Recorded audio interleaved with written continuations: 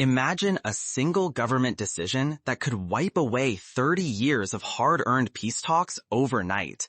This is happening right now. Blink, and you might miss the moment when the entire Middle East balance is tipped for good. The E1 project, recently revived by Israeli Finance Minister Bezalel Smotrich, is more than a controversial plan. His own office claims it will bury the idea of a Palestinian state forever. E1 would carve a strip of Israeli-controlled land between East Jerusalem and the rest of the West Bank, slicing the territory in two. United Nations officials warn this move would make a contiguous Palestinian state impossible, essentially ending any viable path to peace. International bodies, from the United Nations to Germany and the European Union, have condemned the plan as illegal and a direct threat to regional stability. What's really at stake? If E1 is built, it sets a new, irreversible reality, one that no negotiation or agreement could easily undo. Smotrich put it bluntly. Whoever in the world is trying to recognize a Palestinian state today will receive our answer on the ground. Not with documents, nor with decisions or statements, but with facts. Facts of houses, facts of neighborhoods. If the world turns away, this decision could doom millions to further conflict, unleash new violence, and push the hope of peace out of reach for generations. So what is the E1 plan, and how did it become the pivotal moment that threatens to break decades of fragile diplomacy? To understand the explosive impact of E1, we need to break down what the plan really entails and why so many are sounding the alarm now. What if a sliver of rocky land could decide the fate of an entire nation and shake global headlines from the United Nations to CNN? Don't blink. Missing the story of E1 risks missing a historic turning point that could lock in decades of conflict, or, just maybe, a path to peace. E1 is not just another settlement proposal. It is a thin stretch of land east of Jerusalem, but its significance is outsized. The blueprint for a corridor that would tether Jerusalem to Mali Adumim, one of the largest settlement blocks. Here's the microhook. International observers warn this plan would slice the West Bank in two, threatening to erase any chance for a future Palestinian state. For more than 2 decades, E1 has been political dynamite. Israel froze construction at Mali Adumim in 2012, and again after a revival in 2020. Every time, only after massive pressure from the United States, European powers, and the world at large. Why? Because building here could permanently block a Palestinian capital in East Jerusalem and doom the two-state solution. The stakes exploded into public view in August 2025. Israeli Finance Minister Bezalel Smotrich, a settler himself, announced the plan's return, backed by Prime Minister Netanyahu and former U.S. President Trump. In blunt terms, Smotrich declared E1 would bury the dream of Palestinian statehood, boasting that the response to international pressure would be facts on the ground, facts of houses, facts of neighborhoods. The world's reaction has been swift and nearly unanimous. The United Nations called the plan the end of prospects for a two-state solution. The European Union labeled such annexation illegal under international law. Even Israel's closest allies have warned that moving forward could leave the country isolated and deepen already dangerous diplomatic rifts. This is not a sudden pivot. For decades, Israeli governments have advanced, funded, and expanded settlements, but E1 is a different beast. It is designed not as a suburb, but as a strategic barrier. If completed, it would fragment Palestinian communities, choke movement, and dismantle what little remains of a diplomatic roadmap to peace. Miss the details, and you risk missing what's really at stake. This is about more than a patch of land. It's about the future map, the fragile politics, and the very survival of Palestinian statehood, risks that will reverberate far beyond the West Bank. To truly grasp how E1 became ground zero for these stakes, we need to break down its history and the relentless pressures shaping every decision. Let's rewind to the origins and see how this battleground came to define the conflict's future. Could one map redraw the fate of an entire nation before a single brick is touched? Imagine watching peace slip away in real time, all because of lines on a blueprint.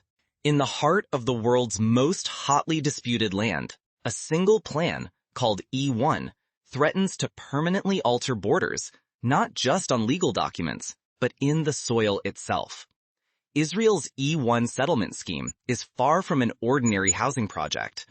It is a calculated maneuver to carve out an unbroken Israeli corridor stretching from Jerusalem deep into the West Bank, physically slicing East Jerusalem away from Palestinian territories. The stakes could not be higher. Israeli Finance Minister Bezalel Smotrich bluntly spelled out the true intention. Whoever in the world is trying to recognize a Palestinian state today will receive our answer on the ground, not with documents, nor with decisions or statements, but with facts. Facts of houses, facts of neighborhoods. His office made it crystal clear the settlement would bury the idea of a Palestinian state. These are not empty threats. It is a detailed roadmap for changing the future, one house at a time. If the E1 plan advances, the West Bank will be physically cut in two, making a contiguous, viable Palestinian state nearly impossible. East Jerusalem, the city Palestinians see as their capital, would be boxed in and isolated. The United Nations has issued a stark warning. It would put an end to prospects of a two-state solution. Settlements go against international law and further entrench the occupation. International alarm bells are ringing. The European Union has repeated that any annexation of territory is illegal under international law. The EU and the world's major powers have stood firmly against the project, recognizing that it could shatter any realistic path to peace and ignite wider instability. Palestinian advocacy group Breaking the Silence brands the move a land grab that will not only further fragment the Palestinian territory, but will further entrench apartheid. Palestinian officials and civil society groups warn that new walls, roads, and neighborhoods could rob them of any chance to build a state of their own. For millions, these are not abstract fears. They risk losing the very possibility of freedom and nationhood. Why is this unfolding now? The E1 plan has been revived after lying dormant for decades. Smotrich, emboldened by shifts in Israeli politics and global distractions, is driving the plan forward, with construction possibly starting in about 1 year if approvals are finalized. This is about more than new housing. It is a race to create irreversible facts on the ground, changes that could outpace diplomacy and silence future negotiations. The risk is colossal: the death of the two-state solution, the disappearance of any real path to peace, and the solidifying of divisions for generations to come. Once the cement is poured and families settle in, no map, negotiation, or summit can undo what has been physically set in stone. So how did a single patch of land come to wield so much power over the fate of millions? To understand the true gravity of I-1, we need to look back at its origins. Are we witnessing the quiet death of a decades-old vision for peace, or the start of a new era of resistance? Right now, the stakes have never been higher. Israel's push to revive the E1 settlement plan is not just another step in a long dispute. It is a deliberate move, described by Israeli Finance Minister Bezalel Smotrich himself as an attempt to bury the idea of a Palestinian state.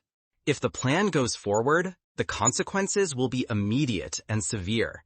The West Bank will be split in two, severing East Jerusalem from any future Palestinian state and making meaningful negotiations almost impossible.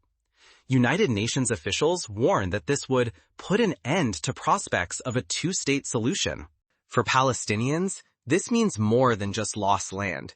It could mean the collapse of any hope for statehood, intensified displacement, and a deepening sense of hopelessness. Since January, tens of thousands have already been forced from their homes in the West Bank, and new barriers continue to rise. The message is clear.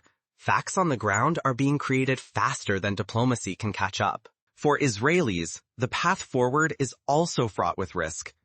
Even Israeli peace groups are sounding the alarm. Peace Now said, We are standing at the edge of an abyss, and the government is driving us forward at full speed.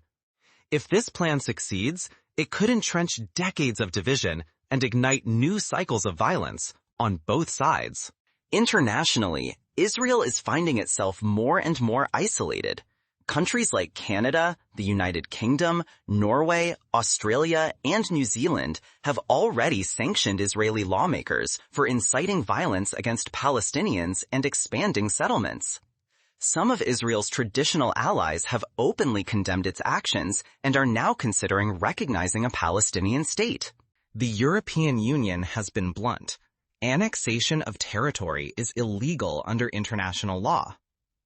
The revival of the E1 project could further erode the global norms that have underpinned peace efforts for decades. Even if the plan is delayed, the damage may already be done. Each step toward construction, starting with infrastructure in a few months and houses in about a year, cements a new reality that is difficult to undo. As one analyst put it, we are reaching a point of no return. If the world turns away or fails to act, these changes risk becoming irreversible. The vision of a two-state solution could quietly die, not with a bang, but with the steady march of bulldozers, new homes, and shifting borders. The resulting instability could ripple far beyond the region, fueling extremism, inflaming economic pressures, and undermining the foundations of international law. But is this truly the end, or could there still be a turning point? That leads us to the crucial question: what, if anything, can be done now to address or reverse this looming reality? Let's look at what options remain, on the ground and on the world stage, to confront or respond to these historic stakes. If this is truly the tipping point, is there any way back or any way forward? At this moment, Israel's revival of the E1 settlement plan is not just a policy dispute. It is a deliberate strategy to sever East Jerusalem from the West Bank, making a Palestinian state nearly impossible. As the United Nations and European Union warn, this move would put an end to prospects of a two-state solution and is considered illegal under international law. Breaking the silence, a group of former Israeli soldiers bluntly states, this land grab will not only further fragment the Palestinian territory, but will further entrench apartheid. So what leverage remains? The United States still holds substantial diplomatic weight. A State Department spokesperson recently said, a stable West Bank keeps Israel secure and is in line with this administration's goal to achieve peace in the region. However, with Washington's main focus currently on ending the war in Gaza, the window for meaningful pressure is closing fast. On the Palestinian side, Nabil Abu Rudaina, spokesperson for President Mahmoud Abbas, has publicly called on the United States to push Israel to halt settlement expansion. Yet, past pleas have often been met with platitudes, not concrete action. International protest and legal challenges, while symbolically important, have failed to halt previous waves of settlement building. Even the threat of sanctions by multiple Western countries has not stopped ground from being broken in the West Bank. For ordinary people and activists, opportunities for influence lie in sustained public campaigns, economic pressure, such as boycotts and divestment, and amplifying the voices of those directly impacted. Peace Now, an Israeli group tracking settlement activity, warns, the E1 plan is deadly for the future of Israel and for any chance of achieving a peaceful two-state solution. We are standing at the edge of an abyss, and the government is driving us forward at full speed.